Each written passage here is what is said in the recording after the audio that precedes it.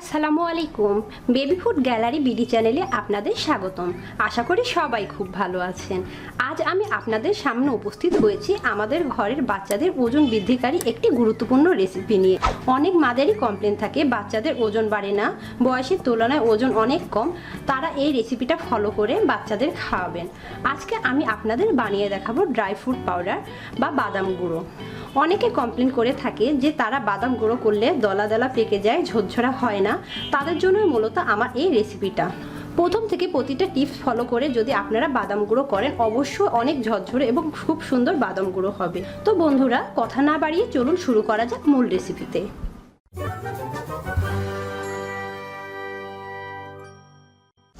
এর জন্য আমি নিয়ে নিয়েছি কাঠবাদাম 1/4 কাপ। কাঠবাদামে আছে প্রচুর পরিমাণ zinc, folic acid, vitamin, mineral, phosphorus, যা বাচ্চাদের হাড় গঠনে সাহায্য করে। নিয়ে নিয়েছি 1/4 কাপ কাজু বাদাম। কাজু বাদামে রয়েছে লৌহ, ম্যাগনেসিয়াম, আয়রন, জিঙ্ক, ক্যালসিয়াম, যা বাচ্চার মাসল ও হাড় গঠনে সাহায্য করে। নিয়ে নিয়েছি 1/2 কাপ চীনাবাদাম। চীনাবাদামে আছে প্রচুর পরিমাণ প্রোটিন। এছাড়া চীনাবাদাম বাচ্চাদের ব্রেন গঠন ও ওজন বৃদ্ধিতে খুবই সাহায্য করে। এখানে প্রত্যেকটি বাদাম আমি খুব ভালোভাবে শুকনো কাপড় দিয়ে মুছে নিয়েছি। আপনারা বাদামগুলো ধুয়ে নেবেন না, ধুয়ে নিলে বাদামগুলো ভেজা ভেজা থাকে এবং পরবর্তীতে গুঁড়ো বাদামগুলো দলা পেকে যায়। এখানে আমি চুলায় একটি প্যান গরম বসিয়ে দিয়েছি। এখন প্রথমে আমি চীনাবাদামগুলো ভেজে নেব। এখানে আমি আপনাদের একটা টিপস দিয়ে রাখি, আপনারা চীনাবাদামগুলো খুব কড়া করে ভেজে নেবেন না। খুব কড়া করে ভেজে নিলে বাদামগুলো থেকে তেল বের হয়ে যাবে এবং ব্লেন্ড করার সময় বাদামগুলো দলা পেকে যাবে। আমি মিডিয়াম হিটে চীনাবাদামগুলো ভেজে নেব।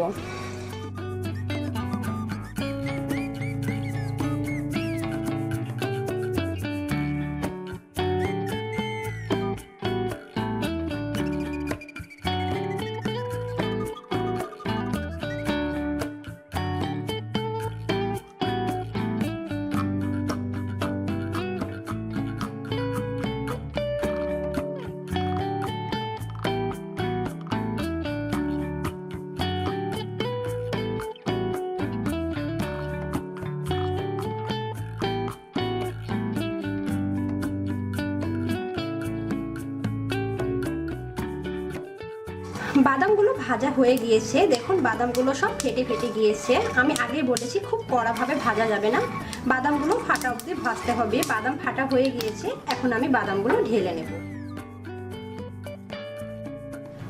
চীনা বাদামগুলো ভাজা হয়ে গিয়েছে। অপেক্ষা করব ঠান্ডা হওয়া পর্যন্ত এবং ঠান্ডা হয়ে গেলে খোসাগুলো ছাড়িয়ে নেব। এবার ভেজে নেব কাঠবাদাম। চুলার হিটটা মিডিয়ামে রেখে আমি কাঠবাদামগুলো ভেজে নেব।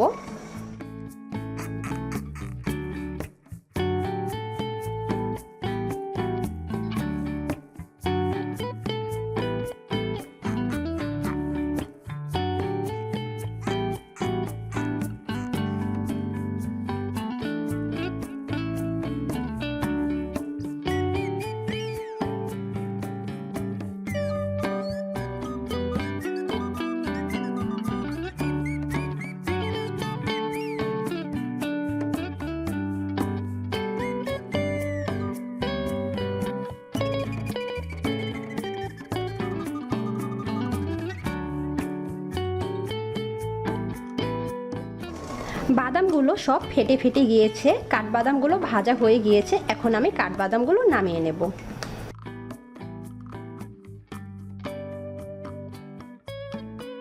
এবার সব শেষে ভেজে নিব আমি কাজু বাদামগুলো। আমি আবারও আপনাদের বলে রাখছি, বাদামগুলো কিন্তু খুব কড়াভাবে ভাজা যাবে না। খুব কড়াভাবে ভেজে নিলে আপনাদের বাদামের পাউডারগুলো দলা পেকে যাবে এবং তেল বের হয়ে যাবে।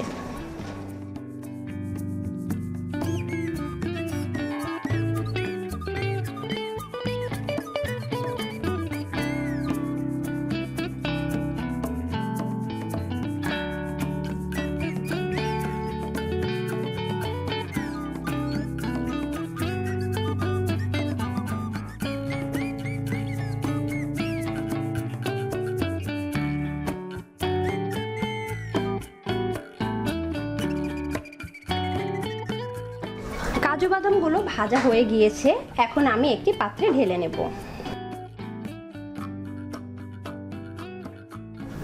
এখন আমার সবগুলো বাদাম ভাজা কমপ্লিট হয়ে গিয়েছে। অপেক্ষা করব সবগুলো বাদাম পুরোপুরি ঠান্ডা হওয়া পর্যন্ত এবং এই ফাঁকে আমি চীনা বাদামগুলো খোসা ছড়িয়ে নেব। সমস্ত বাদামগুলো ঠান্ডা হয়ে গিয়েছে এবং এই ফাঁকে আমি চীনা বাদামগুলো খোসা ছাড়িয়ে নিয়েছি। এখন আমি সব বাদামগুলো এক জায়গাতে নিয়ে ব্লেন্ডারের জায়গায় ব্লেন্ড করে নেব।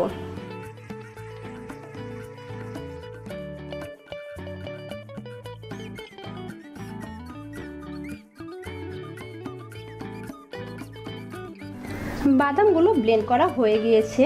দেখুন বাদাম গুঁড়োগুলো কতটা ঝরঝরে হয়েছে এবং একদম মিহিভাবে ব্লেন্ড করা হয়ে গেছে। কোনো শক্ত দলা দলা ভাব হয়নি বা তেল তেলে জটা পেকে যায়নি। এখন আমি একটি বাটিতে ঢেলে নেব।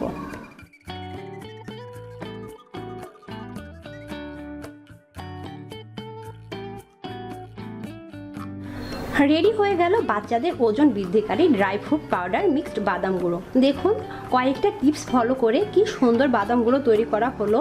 এই বাদাম গুঁড়ো আপনাদের বাচ্চাদের খাওয়ালে কতটা উপকার সেটা আপনারা খুব ভালোভাবেই জানেন। এই বাদাম গুঁড়ো করে আপনারা এয়ারটাইট বক্সে রেখে নর্মাল ফ্রিজে 1 মাস পর্যন্ত সংরক্ষণ করতে পারেন। আমার ভিডিওটি যদি আপনাদের ভালো লেগে থাকে অবশ্যই আমার চ্যানেলটি সাবস্ক্রাইব করবেন। আর যারা ইতিমধ্যে আমার চ্যানেলটি সাবস্ক্রাইব করেছেন তাদের অসংখ্য ধন্যবাদ। এবং আমার ভিডিওতে লাইক কমেন্ট শেয়ার করে আমার পাশে থাকবেন এবং আমার সন্তানদের জন্য দোয়া করবেন। আল্লাহ হাফেজ।